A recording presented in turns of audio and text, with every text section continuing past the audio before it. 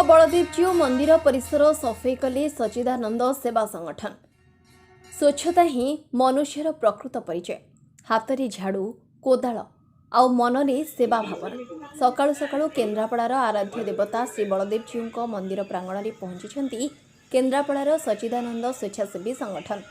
मंदिरर सारा परिवेश अपरिष्कार हो पड़ता बेले समस्त स्थान को सफा करी ब्लीचिंग पकाई समाज पाई सेवार उदाहरण पलटि संघर समस्त सदस्य। पूर्वर अनेक कार्य कर बेले आज कार्य को देखि बुद्धिजीवी माने प्रशंसा कर तुलसी क्षेत्र सिद्ध बलदेवजीउ खाली केन्द्रापड़ा जिलार नहीं सारा विश्वर आराध्य देवता। प्रतिदिन प्रभु को दर्शन करने को भक्तों भिड़ जमी थाए किंतु सही मंदिर परिसर भितर एपरी अपरिष्कार रहा ठीक नुहे बोली कहते सच्चिदानंद संगठन सदस्य माने। सस्मिता पंडा श्री श्री सच्चिदानंद स्वेच्छासेवी संगठन युवक संघर मु जने सदस्य।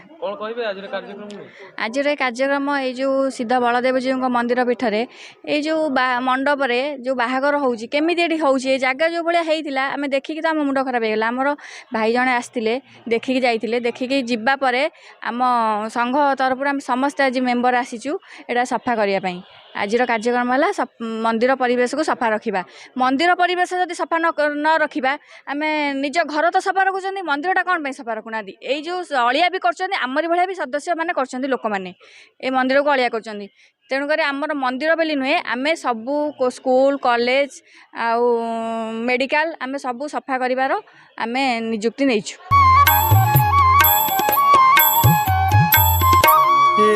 पुण्य बल कहीं है ठाकुर श्रीक्षेत्रे कोई भी घर। सुकांत कुमार बेहरा स्वेच्छासेवी सच्चिदानंद संगठन एडवाइजर। आज्ञा कार्यक्रम कौन आज तो आमर ये बलदेवजीउ मंदिर केन्द्रापड़ार सफाई कार्यक्रम मंदिर परिसर जो अलिया आवर्जना होता किछि दिन पूर्व आमर किछि कर्मकर्ता मंदिर पाखक आसी देखला जे जो परिवेश मंदिर गोटे जगह एमती आज्ञा ये जगार परिष्कार परिच्छन्नता रहिबाटा निश्चित आवश्यकता रही।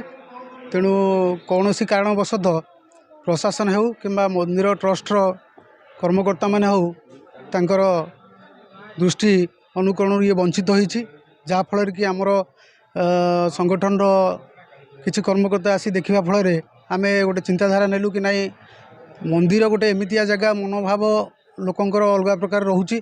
तेणु जो जगार आम आसवा आम दुख जनइबा से जगह जदि परिष्कार परिच्छन्न ना तेणु मनर स्वच्छता तो ना ये आप मंदिर को कौन पर आसवे।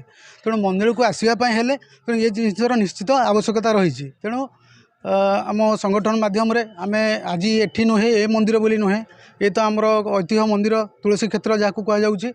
तेणु आम चिंताधारा नहीं ए मंदिर नुहे आम अनुष्ठान लक्ष्य आ प्रयास रही कि आगामी दिन में जीवा जो पूर्वर गत हो जाइए जो दिन से मध्य आम चिंताधारा नहीं कि ना मंदिर नुहे प्रत्येक जगार परिष्कार परिच्छन्नता रहा आवश्यक रही।